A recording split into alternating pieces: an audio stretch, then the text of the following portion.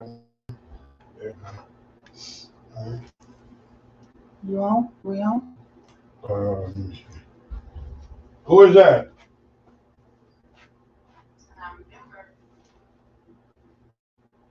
Can y'all hear us? No, it's not wrong.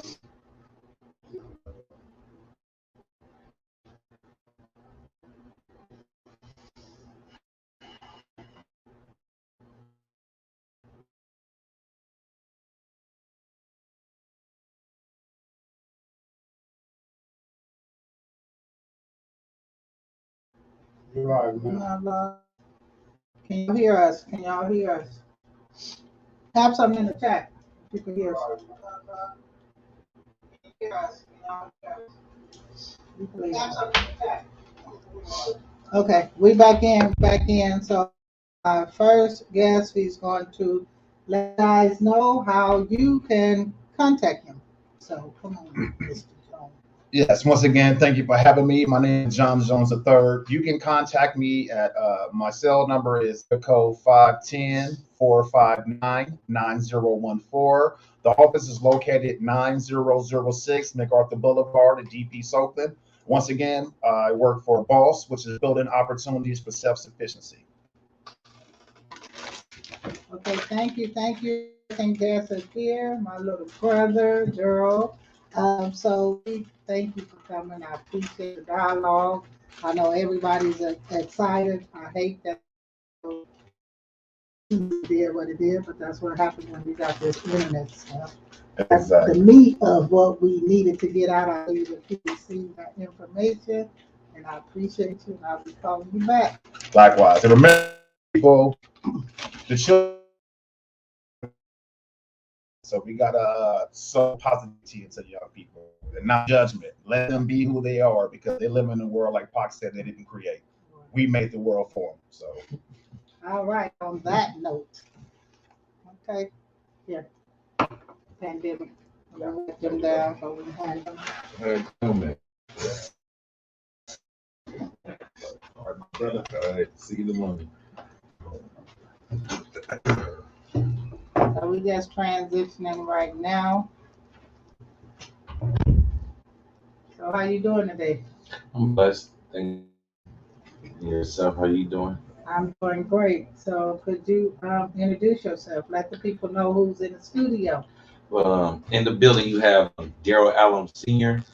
That's my government name. Switch over here. Yeah, switch over this. Okay. Get your camera. Okay, here we go. So, yeah, my Daryle Alluims Senior, my government name, aka D Mayor T Purple DB Social Streets in the Bay Area. Okay, so most of you guys, if you don't know, you should know Daryle. He is a major community activist. He deals with not just the violence in the streets, he deals with runaways, he deals with all homelessness, whatever's going on in our community, he has his hands in it. He has several organizations that focus on different things. So I called him to the table because my first guest, we talked about a lot of the work as violence interrupters and the resources that's available for them. Daryle works with homicide families. Like I say, he works with those who are being sex trafficked. He worked with runaways. He worked with a different aspect of this community work. He's a giant in the field. He's very connected to the streets. So I just want you to tell them a little bit about the work that you do. Um, First and foremost, thank you for inviting me.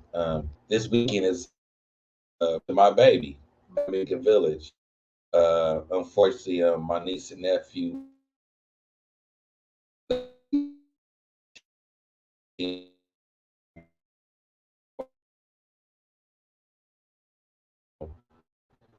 Memorial Weekend was so Pearl Pin missing.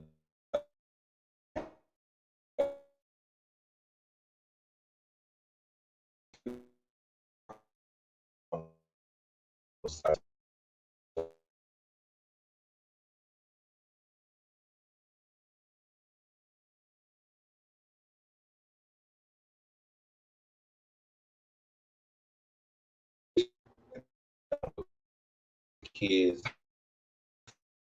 See, these my street, right? As more started off on the corner with a couple street signs, yelling and screaming with my big mouth. You know what I'm saying? But the seed was planted a couple years prior to that,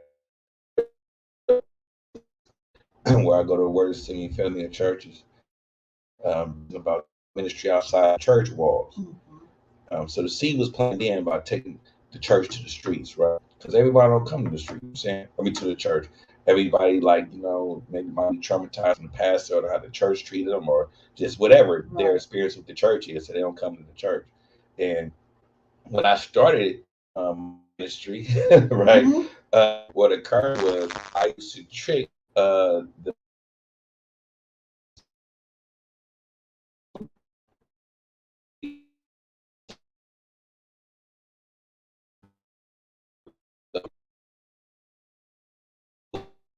church. So now you're getting ready to get a knowledge or a sales speech or whatever. Her name's like, man,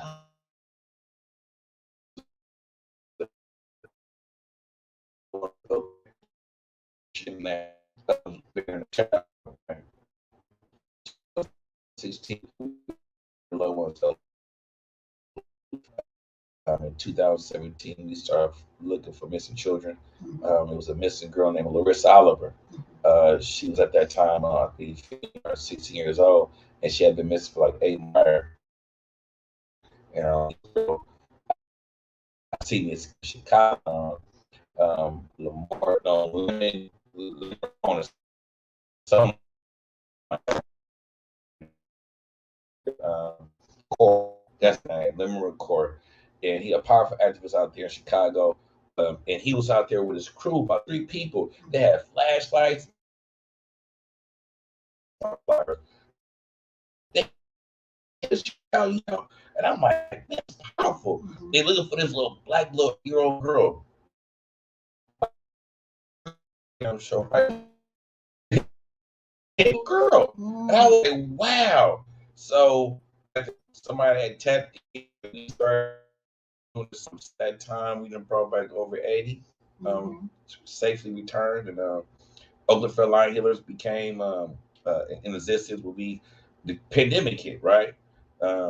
Advocate Village couldn't do it on their own. They say shelter in place. We out here in the streets still trying to serve our community, right? So we stayed in the streets and played, and it was like we ain't got no face masks, we got no hand sanitizer. I went to the doctor. I'm a lupus survivor, right? And the only person had this in the end of April, when the pandemic first hit. The only person had a face mask was Dr. Watson. I'm like, what's going on?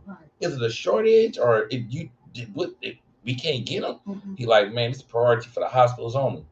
I'm like, man, we gonna die out here. Talking about the black people. So I organized like 28 black organizations.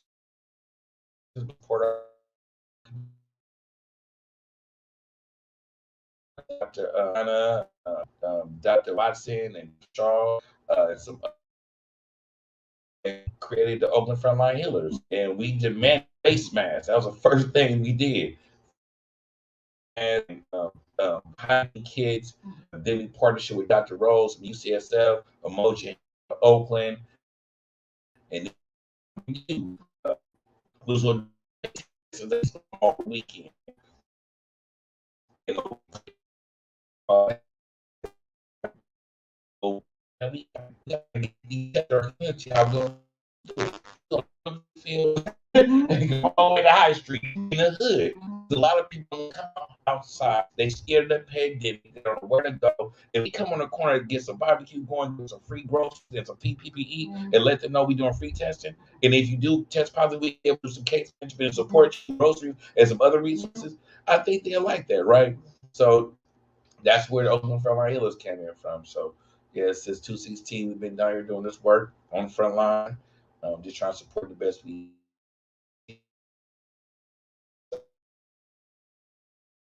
I'm a man.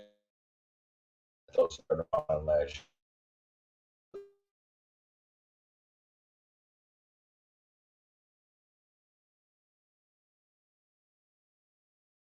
year. States, I decided to go through a whole war to Oh, do with yeah, highway 'cause that's patrol. highway patrol. Yeah, That's it's a whole different different, yeah. whole different ball. So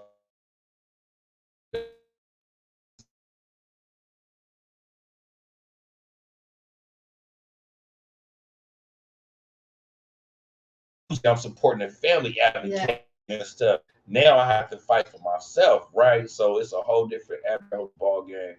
But I thank God that He gave me the strength to do this work.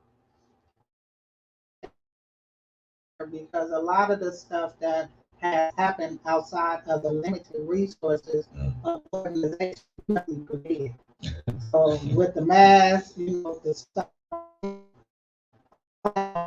even with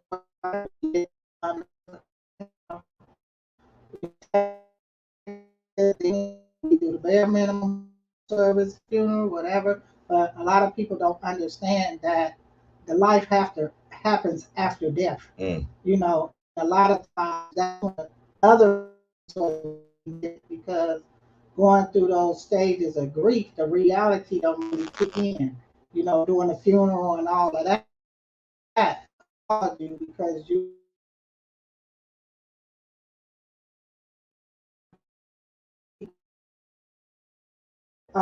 what is one of your what do you like best?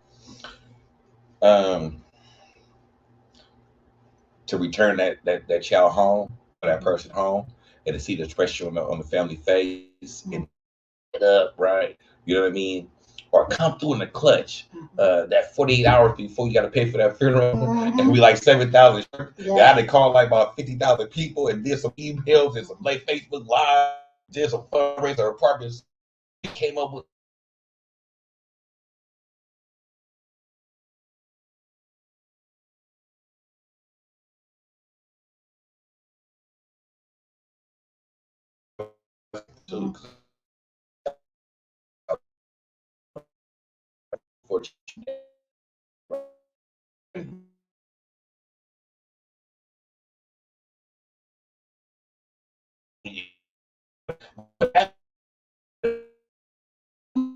The child, let's get y'all home, right? A lot of time I don't want to expose if you're dealing with human trafficking, because if I do, get to that look, right? That's a parent problem. I don't care. It ain't mine, right? But yeah, just to see that family face, and then also with my kids, when they say, and I was at school, man, my father was something, man, he saw you on live, he was drinking or something, and he saw you in the like that, like, and like, man, I'm doing it. You know what I'm saying? You know what I'm saying? But it's just appreciation in their own way. I know my kids, like my dad doing something. Because they seen the old dad, right? You know, they see that, right? And that's why me and how I passed,